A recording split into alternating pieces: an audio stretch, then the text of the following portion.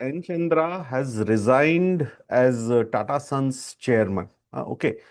तो फरवरी दो 2027, 28 फरवरी 2027 तक उनका टर्म है।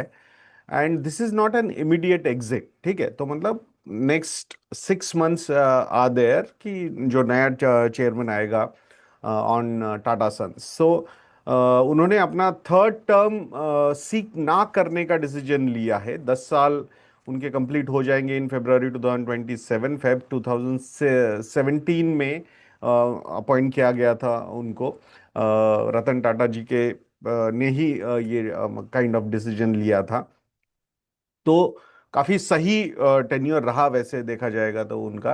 बट फिर भी रिसेंटली कुछ अ, थोड़े से फ्रिक्शन डेवलप हुए हैं। सो की ट्रिगर क्या था? तो जो लास्ट मीटिंग में एक प्रपोजल आने वाला था कि to extend mister N Chandra's tenure. तो वो प्रपोजल को ना यूनानिमस बोर्ड सपोर्ट नहीं मिला, एक डायरेक्टर ने अपोज किया था। ऐसा ये न्यूज़ सामने आया था।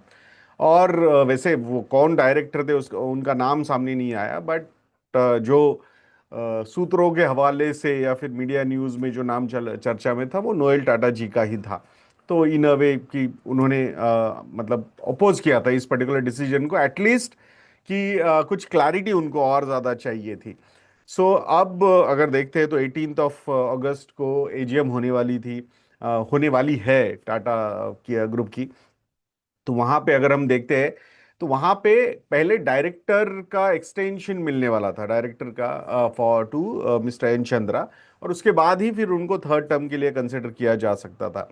बट अभी अगर हम देखते हैं तो there are growing differences between Tata Sons management and Tata Trust. Tata Trust is led by mister Noel Tata. So Tata Trust जो है वो अराउंड 66% ओन करते हैं in Tata Sons. So definitely I think कहीं ना कहीं major decision makers would be Tata Trust only, जो मतलब मिस्टर नोएल टाटा ही यहाँ पे रहेंगे।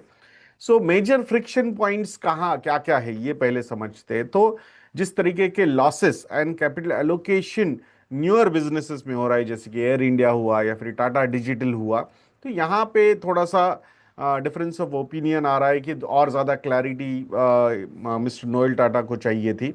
एंड तो वो शायद उनको कंफर्ट नहीं आ रहा था। प्लस जो पॉसिबल लिस्टिंग है टाटा सन्स की, उस पे भी क्लैरिटी चाहिए थी। In a way mister Noel Tata doesn't want Tata Sons to get listed.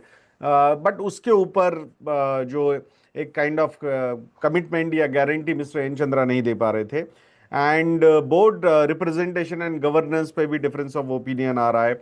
जो एक प्रपोज्ड एग्जिट है for minority share holder Shapoorji Pallonji group, उस पे भी एक क्लैरिटी चाहिए थी। तो ये सारे फैक्टर्स अगर हम देखते हैं तो यहाँ पे थोड़े से इन पॉइंट्स पे फ्रिक्शंस आ रहे थे। So under mister N Chandra, Tatas जो है वो उन्होंने एक्सपांशन किया था एविएशन में, सेमीकंडक्टर्स में, इलेक्ट्रॉनिक्स में, बैटरीज में, ईवीज में, प्लस डिजिटल बिजनेसेस में।